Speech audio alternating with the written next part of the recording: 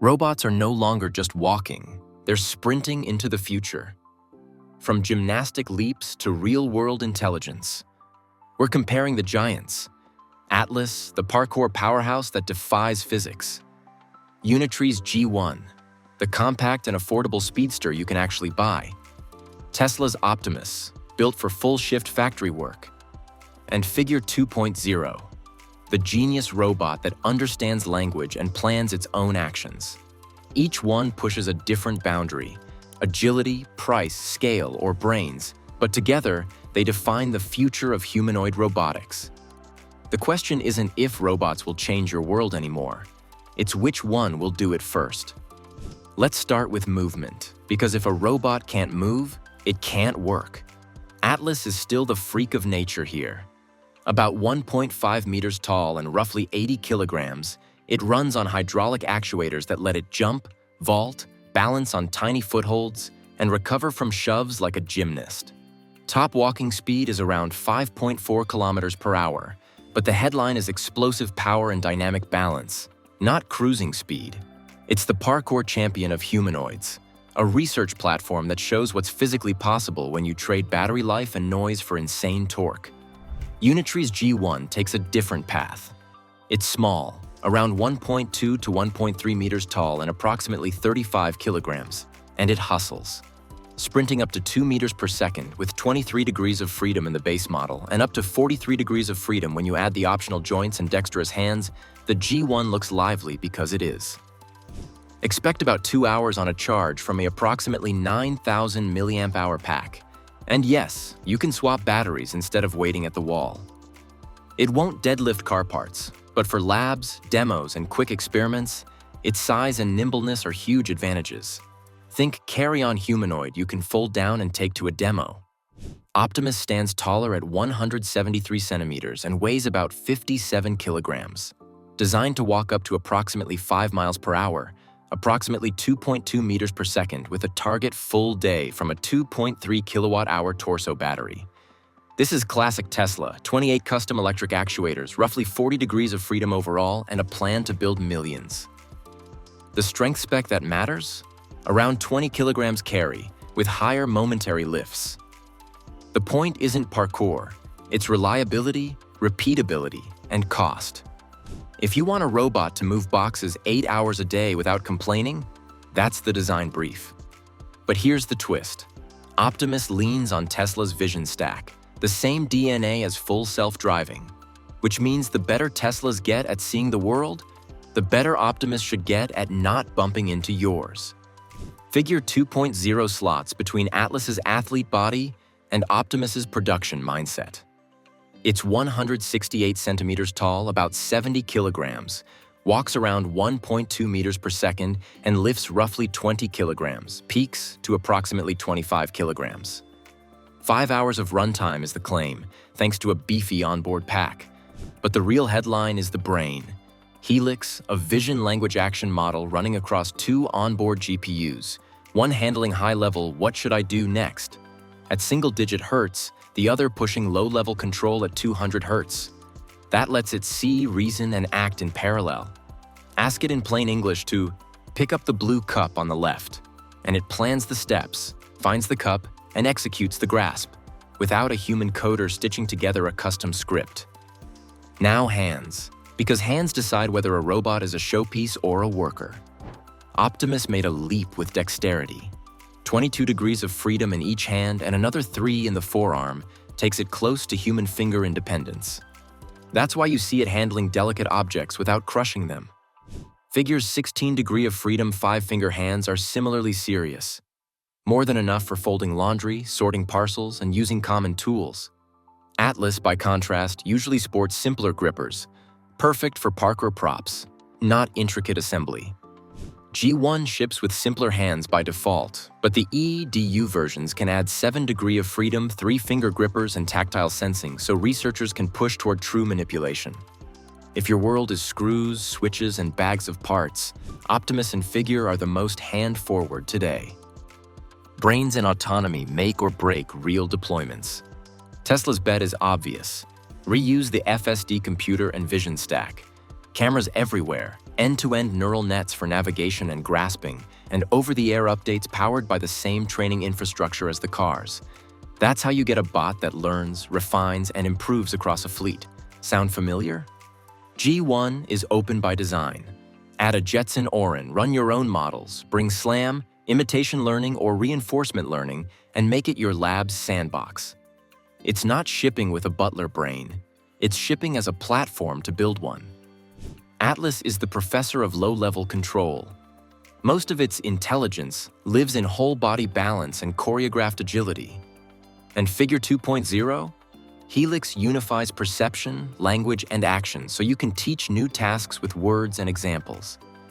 Even better, one Helix can drive multiple robots as a hive mind, so two figures can tidy a room together like they share one brain. But here's the crazy part. That shared brain could let a warehouse spin up 10 robots overnight without writing 10 different control stacks. Power and batteries paint the practical picture. Optimus targets all day with a 2.3 kilowatt-hour pack. Figure 2.0 quotes around 5 hours, roughly a half shift, before charging. Atlas can burn through energy quickly because hydraulics are power-hungry. It's not meant to run all afternoon on the line.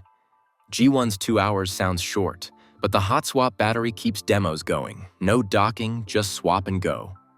If you're thinking about shift planning, Optimus's dock-to-charge plus Tesla-style fleet management makes sense, while Figure's endurance plus conversational interface screams collaborative worker. G1 is the move fast and try wild things kit. And Atlas remains the benchmark for movement science more than shift math. Size, weight, and purpose separate them cleanly. Atlas is approximately 80 kilograms of acrobatic research. G1 is approximately 35 kilograms of portable humanoid. Easy to move, safer to test, and cheaper to fix. Figure 2.0 is human scale at approximately 70 kilograms, tuned for real tasks and real spaces. Optimus is 57 kilograms and 173 centimeters, intentionally human proportioned for factories and, later, homes. The intended jobs tell the truth. Atlas aims at breakthroughs, not break rooms. G1 aims at education and R&D, not production. Figure 2.0 targets warehouses, retail backrooms, and eventually households with a single generalist brain. Optimus targets dangerous, repetitive, and boring factory work first, then the dishwasher and laundry once it's robust enough. 2 legs, same dream, different roadmaps. Let's talk money, because budgets don't care about hype. Unitree shocked everyone by listing a base G1 around $16,000, climbing much higher as you add hands, do F, and compute. That puts a real humanoid into university labs and startups without a 6-figure grant. Figure 2.0 hasn't published a firm price. Early estimates peg prototypes well north of $100,000, with one reseller page implying approximately $225,000 before future scale brings it down. Atlas isn't for sale. And Tesla has said Optimus should land around $20,000 to $30,000 at scale. Ambitious, yes, but if anyone can compress bill of materials with automotive supply chains, it's Tesla. If that price holds and the capability follows, that's your iPhone moment for humanoids. But here's the crazy part, the first bot to break below $30,000 with credible hands, safe autonomy, and 8-hour endurance probably wins the market by default. Now, head-to-head snapshots you can actually use. Need raw agility and balance algorithms to publish papers? Atlas, full stop. Need a compact, mod-friendly humanoid to prototype learning from demonstration or run a RoboCup-style demo with 2 meters per second bursts and swappable batteries? G1 hits the sweet spot, especially with 23 to 43 DOF configurations and a portable approximately 35-kilogram frame. Need a production worker that can carry approximately 20 kilograms, walk approximately 2.2 meters per second, and live inside an existing manufacturing ecosystem with OTA updates? Optimus is the bet, especially if Tesla hits price and volume. Need a generalist that understands language, sees a cluttered scene, and executes new tasks without task-specific code for approximately 5-hour stints? Figure 2.0 with Helix is the bleeding edge, and maybe the closest thing to a robot coworker you can talk to. Movement tells stories too. Atlas proves legs can be athletic under brutal conditions. G1 shows that small and light still looks lively and useful, and that developers want knobs and dials to tune. Optimus proves that mass manufacturing can come to humanoids, with 28 custom actuators and a shared AI backbone across cars and robots. And Figure proves that one unified model can perceive, plan, and act with human-level instructions. No command line required. The convergence is obvious. In 5 years, expect a bot with Atlas-grade balance, Figure-grade generalist skills, Optimus-grade cost, and G1-grade iteration speed. The question is, who fuses those traits first? Quick reality check before we land this plane. Today, autonomy is still evolving. Atlas's flights are mostly choreographed. G1 is a platform that needs your code. Optimus is learning fast inside Tesla's walls, but all day, any task is a journey. Figure 2.0 shows jaw-dropping demos, and Helix's hive mind is compelling, but long-term reliability across messy warehouses and homes is the boss level. That said, the hard numbers: heights from 150 to 173 centimeters, weights from approximately 35 to approximately 80 kilograms, speeds from 1.2 to 2.2 meters per second, payloads around 20 kilograms for Optimus and Figure, are finally lining up with useful work. That's not hype, that's progress. If you've watched clips where Optimus stumbles, self-corrects, or where G1 swings its waist with whole-body motion, remember this: we're seeing the first drafts of a new species learning in public. Some demos are semi-scripted, and some are truly end-to-end. The direction is what matters. More autonomy, more dexterity, lower costs, longer runtimes. And the minute one of these hits the reliable, affordable, safe trifecta, you'll see fleets appear overnight. Here's the bottom line. If you're a researcher, start with G1 to explore behaviors and models. If you're a manufacturer, watch Tesla and Figure like a hawk.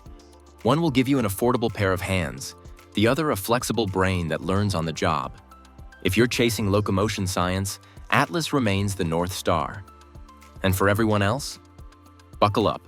The next time you see a robot on a shop floor, it won't be dancing for views. It'll be clocking in, lifting 20 kilos, walking 2 meters per second, and when you say, "Grab the blue box on the left," nodding like it understands, because it actually does. That's the shift from demo to deployment, and it's happening faster than you think.